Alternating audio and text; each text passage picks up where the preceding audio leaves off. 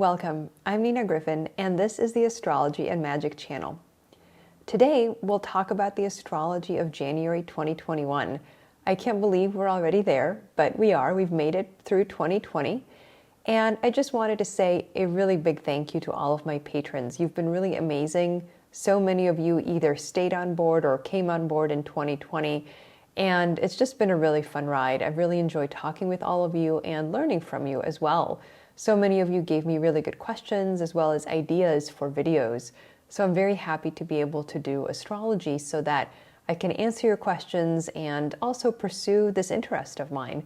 And really the end goal is to share my knowledge and my thoughts with you. So thank you again for your faith and encouragement. Now, if you would like to become a patron and join the family, of course, I would be delighted. Please go to patreon.com/Nina Griffin. As my patrons already know, you'll get early access to my forecasts and many other videos, as well as access to a number of videos that are only ever available to patrons. At the higher tiers, we do a monthly Q&A about astrological magic. And I also provide access to the Magical Elections PDF that comes out every month if you want to do your own magical talismans or rituals that are astrologically timed. All right, now let's get started. If you haven't yet seen my 2021 whole year forecast video, you can go to YouTube and find it there. It was released early to patrons and it became available to the world January 1st, 2021. So subscribe on YouTube if nothing else, because that way you'll get automatically notified when new videos come out. So that's nice. There are a couple of big themes going on in January. You know, in many ways, December 2020 got a lot of the astrological attention because it was really, you know, Saturn and Jupiter entered Aquarius, they conjoined, lots going on there. We had an eclipse. But actually, I think that in many ways, January 2021 is where a lot of the real action or a lot of the real work happens. So December kind of set the stage, but then January is where the actors come out on stage and start, you know, saying their parts and kind of the action occurs. So one story that ends in January is the defeat of Mars. Now, many of you may have watched my Mars square Saturn videos from 2020, and I'm sure at this point you're pretty well aware that Mars was not going to come out the victor when it came to his squares to Saturn, Jupiter, and Pluto in Capricorn. You might remember Mars was in Aries, and he was there for over 6 months. So he was very well positioned by sign, but he just kept running into all of these obstacles on the Capricorn side. And ultimately, he just kept getting weaker and weaker. And January really kind of represents the last act, the final decisive and definitive defeat of Mars as he goes through this, what I would call a 3-act play of sort of attempted storming and then his ultimate defeat. Now, January 6th is when Mars will enter Taurus for 2 months, and I'll talk about the significance of that. But for now, just be aware, Mars loses a lot of dignity here. Right? He goes from being in his domicile Aries for over 6 months into detriment. So as high as he was before, so is he very low now. He goes right from the apex down to the nadir, if you will. January 13th is when he makes his final square to Saturn as part of this whole drama. And in many ways, to me, that's really kind of the moment of his real defeat, that around that January 13th date. And then finally, we do see a Mars conjunction with Uranus, January 20th. It's kind of like the flame out following his defeat. You know, it's sort of the dramatic self-immolation, if you will, that results from his defeat, and he sort of goes off stage ignominiously, I guess is the right word for it. The other story that's happening, and this is the one that really begins now and that will occupy us for the rest of 2021, is that Promethean moment of liberation that's signified by Jupiter square Uranus. I talked about this in my yearly forecast. Prometheus steals fire from the gods, which then sets up much later conflict, right, for many, many years in Greek myth. And here too, we're going to end up talking about a very bold humanitarian vision that is advanced in January and possibly February too, we'll really be kind of talking about it and dealing with it and sort of negotiating it for the rest of 2021. So that occurs January 17th as Jupiter squares Uranus between Aquarius and Taurus. We also get a buildup to the Saturn-Uranus square.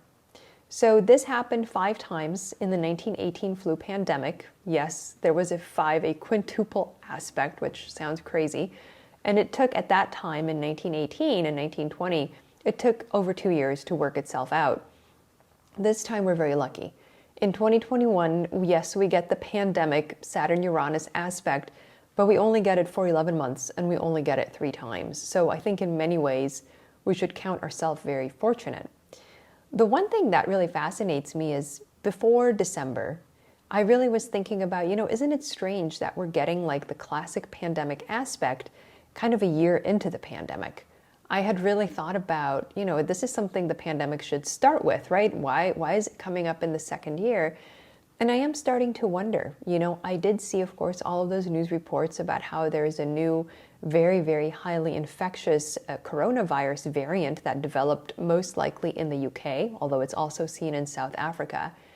And I thought, yes, that's exactly right? You get kind of an intensification or potential sort of speeding up of the pandemic in 2021 because, that Saturn-Uranus square is going to have its due, right? And I think that this is something that's going to really compete with, right, for time and for space and basically for human bodies. Jupiter and Saturn and Uranus are trying to use science and medicine to make sure everybody, is healthy and fine. But then Saturn square Uranus, that particular combination, that aspect is just sort of working really hard to try to outrun all of these scientific advances by a new variant that is highly contagious and spreads clearly much more quickly than the original COVID virus. Now, let's talk about the month 1 week at a time here. The first full week of January is very, very active. It's kind of amazing how much is squeezed into really just 1 week. January 6th is when we get that Mars moving into Taurus, as I explained earlier. So he loses a lot of dignity here. So it's really the first time that Mars is out of Aries for over 6 months now, and he just drops right into the coal pit, right? It's just this huge loss of dignity. And what he does is he'll be passing through Taurus for about 2 months, and it's going to be, Taurus is a fixed sign, so what he's really doing is he's activating, or I would say enlivening, in quotes, that Saturn-Uranus square. So what that tells me is that everything that Saturn-Uranus stands for, which I believe is an intensification of the pandemic, it also has some political significations, which I'll get into in a minute. Whatever that stands for, that Saturn-Uranus aspect, as Mars passes through the fixed signs, he intensifies it. He acts as a catalyst. I'm sure you've seen many times in your own life how Mars can be like when he's transiting, he sort of sets off longer term aspects. Well, he's doing that here too.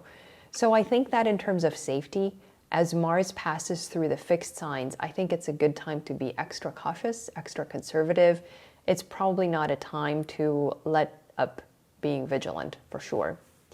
Now, on the political side, and this is more than just politics, but it's really like economics and just sociology, just humanity, right? Saturn in hard aspect to Uranus is also sort of associated with conflict between the most powerful forces in the world. And typically that often meant a clash between empires. So historically, Russia or Soviet Union and the United States, and now we have China. And so I think there is going to be a kind of mutual positioning, right? Finding the new spot for the next part of the cycle. The next time they're going to meet, Saturn and Uranus, is going to be at the end of this decade, really. So this year, 2021, is where they find the positions that they want to occupy until the end of this cycle, basically. So it's an important period. I don't think it's World War III or anything like that, but you will see a lot of what I call chest beating, a lot of kind of posturing, a lot of testing others' boundaries on the political side. But this is really just a symptom of a deeper conflict that is going on and that has been going on for some time. this is really, I would say, a conflict between people who want to build things up versus those who want to burn them down. And I think it's more subtle than just saying, oh, the conservatives are Saturn or the liberals are Uranus. It's not about that, right? It's not about political labels. We certainly know liberals who try to preserve institutions, which seems more Saturnian. And we also know conservatives who really want nothing more than to have a Godzilla-like political figure rampaging through the landscape, just crushing everything in sight. So what I'm telling you is make sure that you don't take things at face value this year. And in trying to understand who is Saturn and who is Uranus in this conflict, look at what they do and look at their goals and, basically their actions rather than just a label. Now back to Mars in Taurus. His major loss of dignity is really starting off this last third act in his humiliation. And again, this has been ongoing for a number of months as he repeatedly squared Saturn in Capricorn and then also went retrograde and, he got his you-know-what kicked. So it happens again, and this time Mars is really in a position of no strength at all. It was sort of a position of declining strength, and now his weakness is revealed for the world to see. January 7th, we have a few major astrological events. Mercury enters Aquarius, which is important because he will be co-present there with Jupiter and with Saturn. So it's kind of a moment where commerce and education get a place at the table. So they get to be part of the discussion and the negotiation of what the new world is going to look like in 2021 and beyond. It's really going to kick off a lot of discussion about the way that we rebuild our lives and the world, right, going forward. So it's important, and it's going to be, the consequences will be quite significant, I think. The same day, Venus enters Capricorn. And I think that this is really the first moment of possible healing of those Capricorn wounds of 2020. The sign of Capricorn, really, is like a field that has been destroyed by war, all of the planets fighting there in 2020. Venus brings that kind of healing salve, not only to kind of us as society, but also individuals who had a lot of Capricorn placements who just got completely steamrolled in 2020. We'll get a deeper experience of this later in the year. In November, Venus will be back in Capricorn, and this time she'll be there for 4 whole months into February of next year. So it's going to be a long period of, frankly, kind of national healing and revisiting everything that happened in 2020. It's going to be a lot to process for sure. Now, January 7th also hosts an interesting event that is very important astrologically, but most astrologers never notice it or talk about it. And this is the fact that certain planets, as they get close to the sun, they get made invisible. Right? So if you are a planet and you're too close to the sun, well, you're obliterated by the sun's rays, visually speaking. And this happens to Saturn.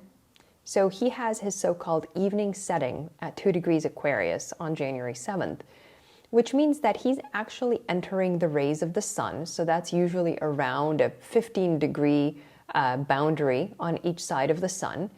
And, that moment of a planet's entering the sun's rays is very symbolic, because it represents a loss of strength, a loss of any kind of public visibility, but also the beginning of a secret and hidden alchemical process of transformation.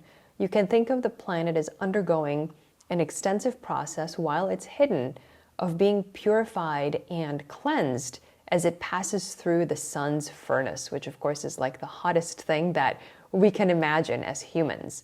So what this really does is that Saturn is getting ready for a new synodic solar cycle when he pops up from out under the rays in February, in about a month's time. And so what does this mean? Saturn represents death and suffering, of course, but also limitations, right, that are in place to keep us from death and suffering. So Saturn in Aquarius is a force for rebuilding, as we have discussed.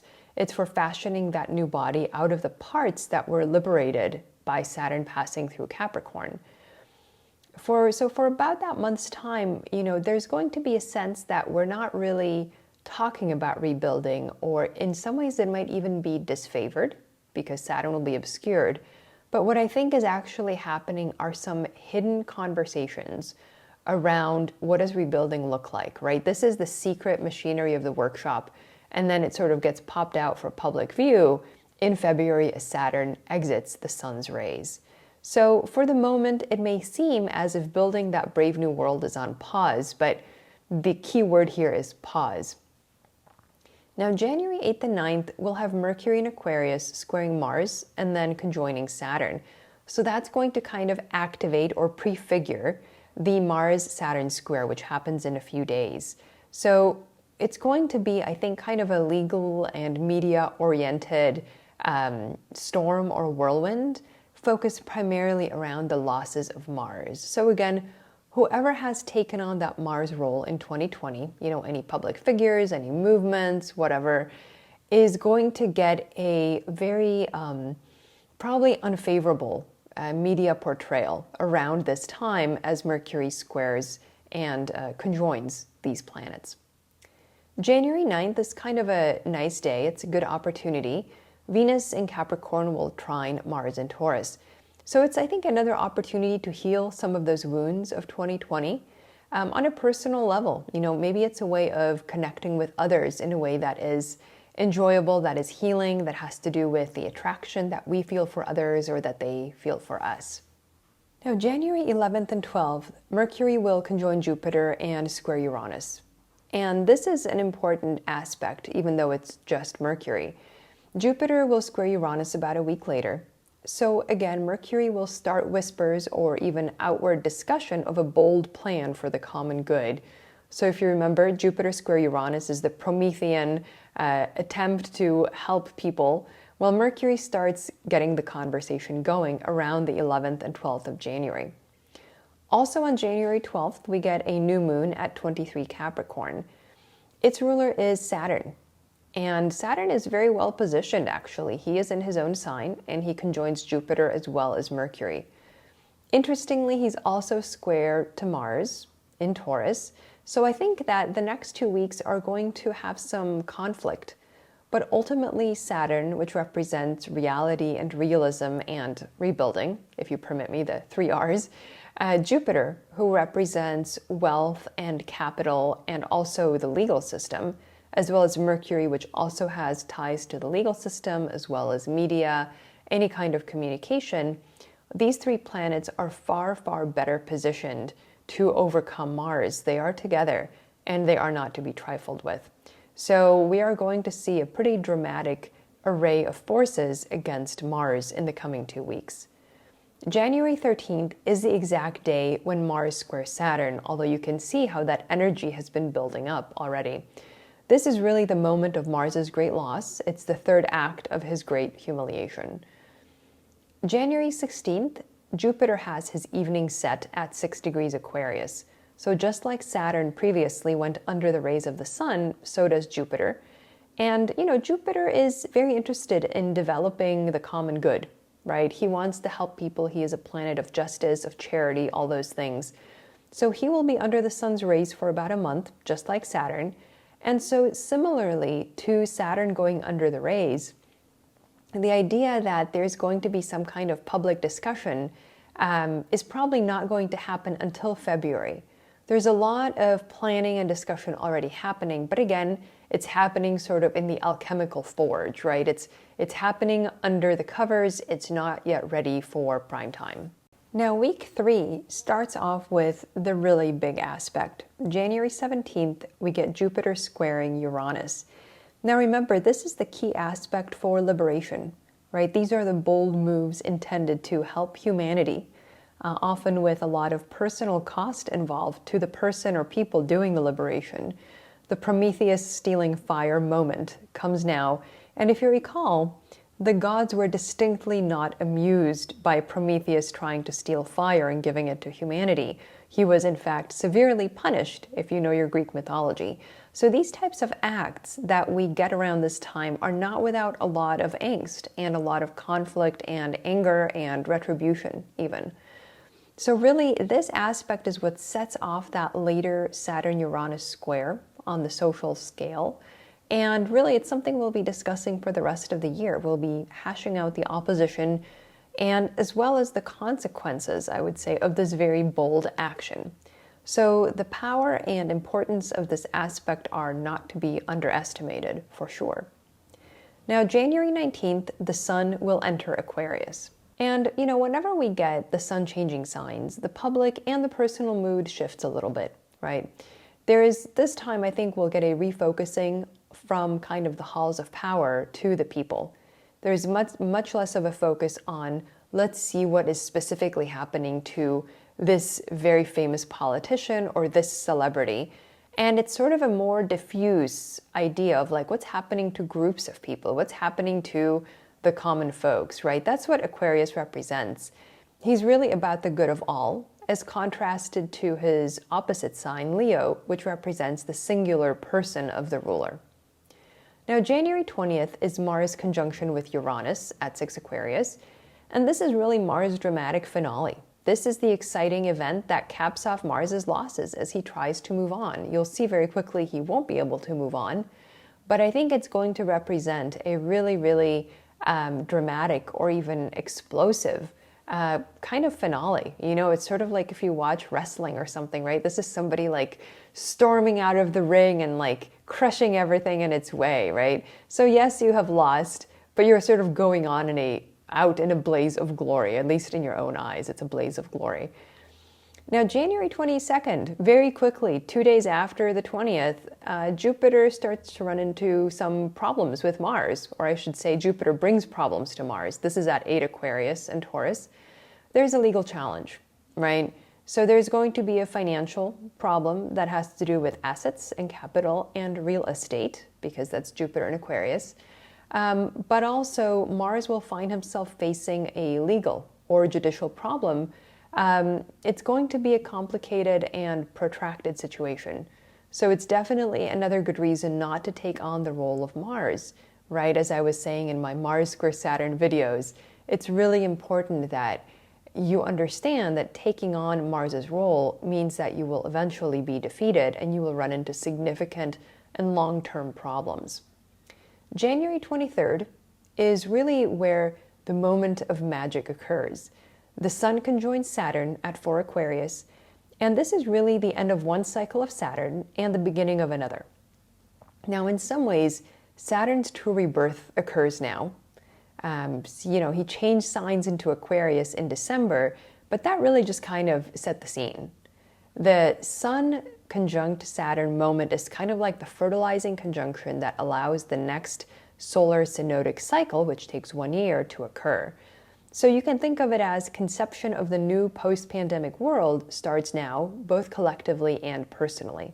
It's still happening in sort of a hidden way, right? It's happening in the dark heart of the sun, if you will. But at the same time, it's going to come out in a few weeks as Saturn emerges from backstage to show you his new body, new outfit, if you will. January 28th, the Sun and Jupiter will conjoin at 9 Aquarius. Similar to the Sun-Saturn conjunction, these two Sun conjunctions are just 5 days apart, and they mark a really key week or so in the revisioning of the future. We don't get a clear look until February, but that similar alchemical transformation that they're both undergoing and that's happening covertly is sort of in full force now, and it's really at the apex, right around that last part of January. So once they emerge into full view in February, we will see what that solar forge has cooked up for us. The same day, January 28th, we get a full moon at 9 Leo. And it's kind of an amazing moment. There's something very special about this full moon. It exactly opposes the Sun-Jupiter conjunction in Aquarius, and it's almost simultaneous. It's very close together in time. And the full moon is also squared almost exactly by Mars at 10 Taurus. The ruling planet of this lunation is the Sun, who is a bit afflicted, but I think it's going to be okay. So the Sun is typically what you would call enclosed or besieged by the malefics. So he's being conjoined by Saturn from the one side and then squared by Mars from the other. However, the Sun has an ace up its sleeve, and that is Jupiter. So I think Jupiter gets the Sun out of the soup, right? So this is, I would say, a 2-week period that is very fraught. And it's not without its dangers and its perils, just like any birth, right? It's a risky thing. There's no guarantee things are going to come out with no problems or as planned. But I think because of that conjunction with Jupiter, I think that this new birth succeeds just by the skin of its teeth. January 30th is the last astrological major event of the month, and that's Mercury stationing retrograde at 26 Aquarius. It's a revisiting of ideas and discussions about the future. As if you watched my 2021 forecast, you notice that Mercury will be retrograde, and he will spend a lot of time in all of the air signs this year. So Mercury is really going to be very interested in having discussions, in disseminating information, and because of the retrograde, going over potentially older plans or older ideas that either didn't take before or they're being somehow reworked. But there is a sense of let's bring up some things from the past that we would like to take with us into the future now. So because we've just had those Jupiter and Saturn conjunctions to the Sun, we are seeing, I think, now a certain, let's see what the future brings and let's bring in some of our older ideas as well. So to summarize, Mars pretty much entirely exits stage left after January, so that'll be a relief. And instead, I think there's going to be a much wider and broader conflict between Saturn and Uranus that starts to take place.